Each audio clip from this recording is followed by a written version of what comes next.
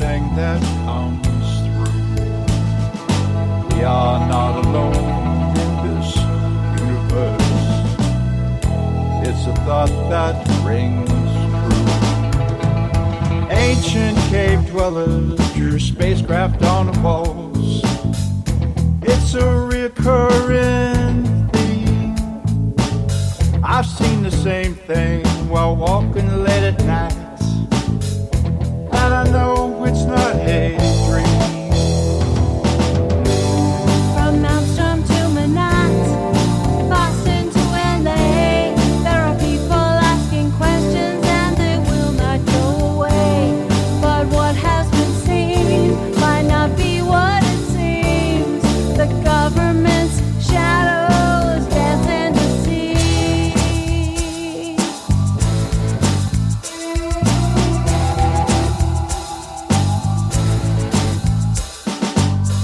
If you tell the truth, they will ridicule everything you say and do. It's all part of a deception. It's a puppet master's tool. And I've seen those craft shut down the silos from 10 miles away. And there ain't nothing that the Pentagon can do. They can't make them go away. From Maelstrom to Manat, Boston to LA, there are people asking questions and they will not go away. But what has been seen might not be what it seems. The government's shadows dance in the sea. From Maelstrom to Manat, New York to LA, you can't get the picture if they're pale or they're gray. But what we have seen might not be what it seems when the government's shadows dance in the sea.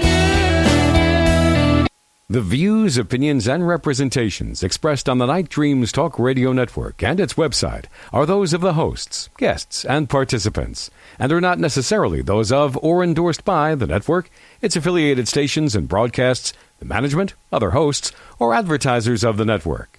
The shows found on the Night Dreams Talk Radio Network can, but do not necessarily, promote any particular lifestyle, belief, religion, political affiliation, or other personal practice. These shows are for entertainment purposes only, and are not intended to treat, diagnose, and or claim any cure of disease or condition, or give any medical or legal advice. If you would like to hear Night Dreams Talk Radio on your local radio station, let them know. Tell them to check out www.nightdreamstalkradio.com, and thank you. Night Dreams Talk Radio, After Dark, wants to give a big shout out to all the truckers that listen to our show. Good evening, or morning, depending on your time zone. From the Pacific to the Atlantic to you worldwide.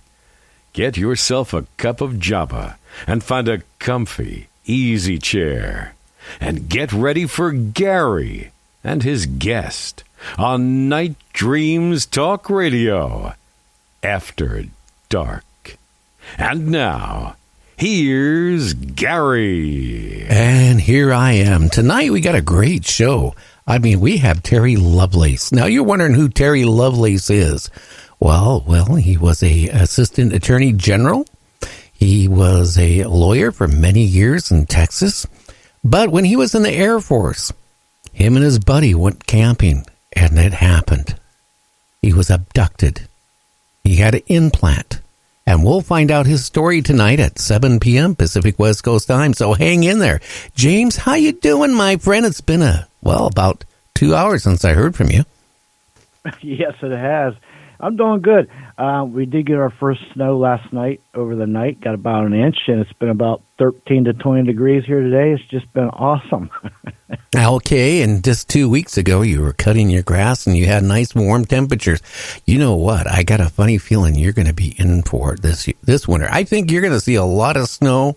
You're going to be cold, and I'll tell you, It's going to happen. I just feel it in my bones. If I was not psychic, which I'm not, I would say you're going to be looking forward to a real earth-changing weather in your town this year.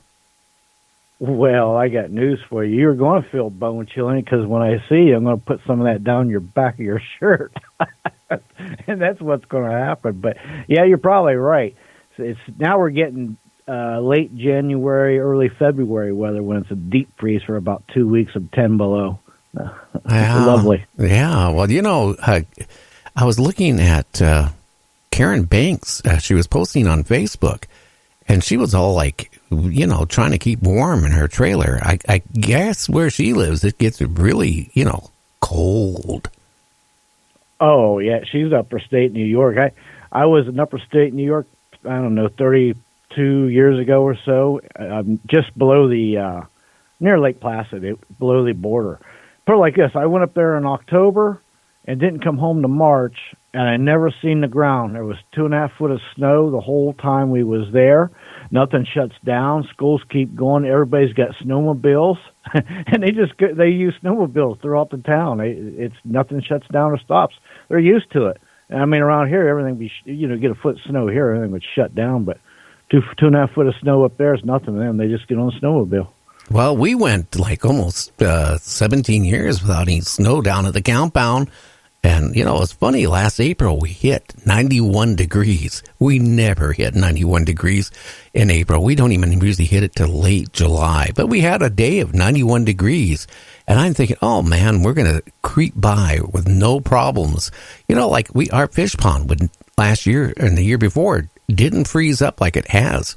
For 20 years, our fish pond would freeze up and we'd have bets going, well, will the fish come back to life when they thaw out? Well, the goldfish always seem to do that. But this past year, we hit that 91 degrees. A week and a half later, we had snow, and well over 2.5 feet of snow. I mean, we couldn't even get our cars out of our compound for one of them. It took almost a week. The other one, it took a week and a half before we could get it out. That's how bad and how much the snow drifts and everything, it affected us. Oh, I remember the snow because we were doing radio, and it shut down radio for a week, 10 days or something. Yeah, it was like that. Yeah, because you know what? The internet went out for about a week, and I managed. Well, one of our listeners is a high up official, one of the vice presidents of the internet cable company. So when I finally got to him, which took about a week, I mean, they had it up within a couple hours. But my backup system.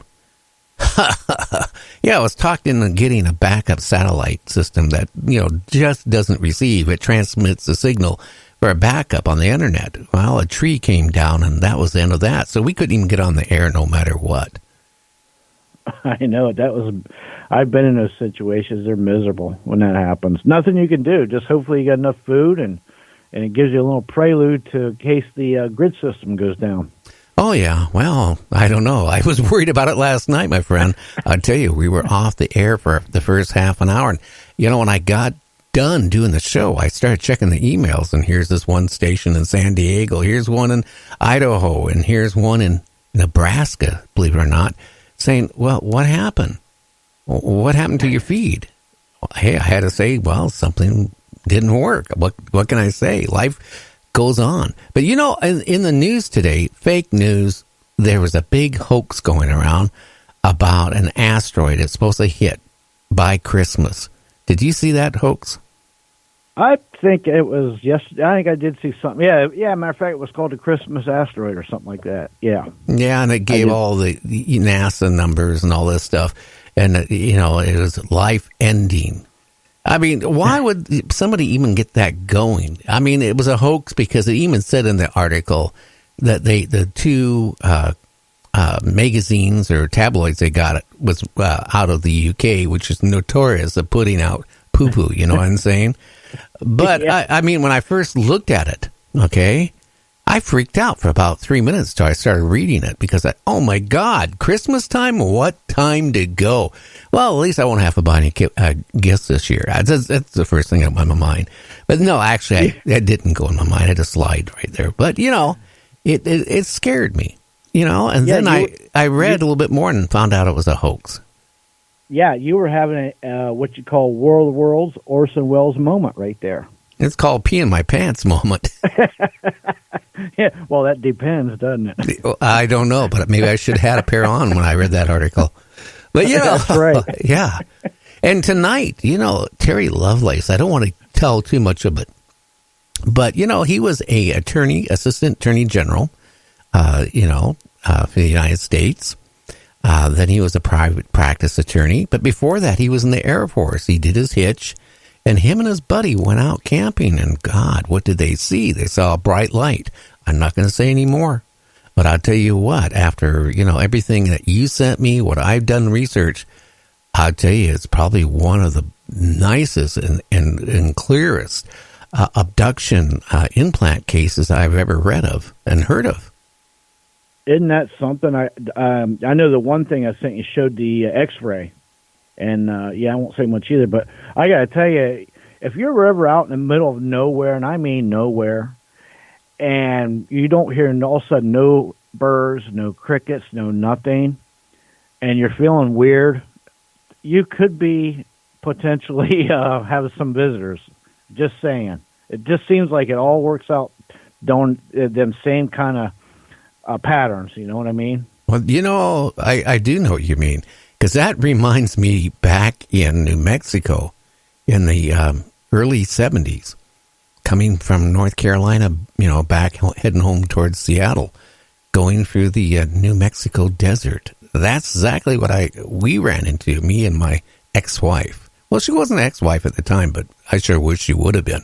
But I can honestly tell you that when that whole inside of the car lit up brighter than daylight, and it hurt my eyes so bad I couldn't even see the road, and then everything around the car was lit up, and I was thinking in my head, okay, well, I'm going over what if there is a speed limit. Undoubtedly, with my GTO, which I had at the time, I was probably going over it. So I did the honorable thing. I pulled over and figured, hey, it must be a police helicopter. But when I pulled over, you know what? It was dead silence. No sounds, no nothing. And I tried looking up that bright light, James, and I couldn't because it hurt my eyes so bad. But then as fast as I was looking at it, it went poof, and it was gone. It was like somebody just turned the light off, and it was gone that fast. Yeah, and that whole light scenario you're talking about, I think you're going to may hear a little bit something similar tonight. But here's another thing. I've heard several other accounts of the same kind of scenario. Matter of fact, I heard another one last night from a retired deputy sheriff from, I believe, Montana. He was in the middle of nowhere on top of this mountain, a trucker reported, thought they seen something on fire, maybe aircraft down or something in the woods.